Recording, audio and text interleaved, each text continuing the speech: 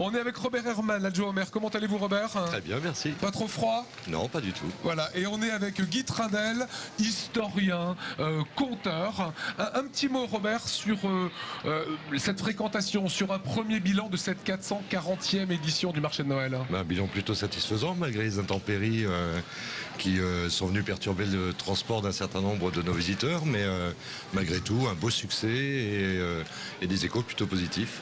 D'accord avec Roland Ries quand il dit il faut aller faire un peu de prosélytisme à Tokyo, peut-être à New York, pour qu'on connaisse encore plus notre marché. Oui, il ne faut pas relâcher l'effort, ici et ailleurs, pour faire en sorte que ce marché garde ce qui fait sa particularité et ce qui fait qu'il est unique. Alors, Guy, on s'intéresse au Christkindl. Vous avez, vous, l'histoire, ça vient d'où le Christkindl, Eric? En fait, Christkindl, c'est-à-dire à l'origine, notre marché de Noël, c'est un marché de Saint-Nicolas. Donc, et là, nous avons 2 siècles de plus à mettre à notre portée.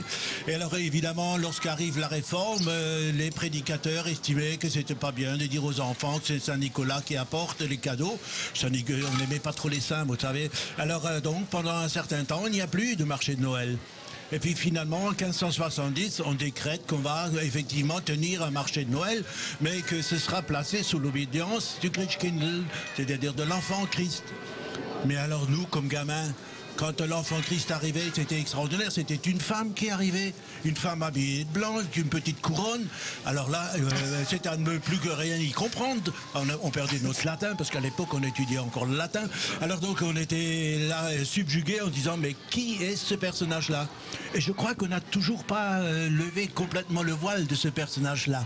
C'est ce qui faisait rire tout à l'heure notre Père Noël, Roger Siffert, en disant Jésus est une femme en Alsace.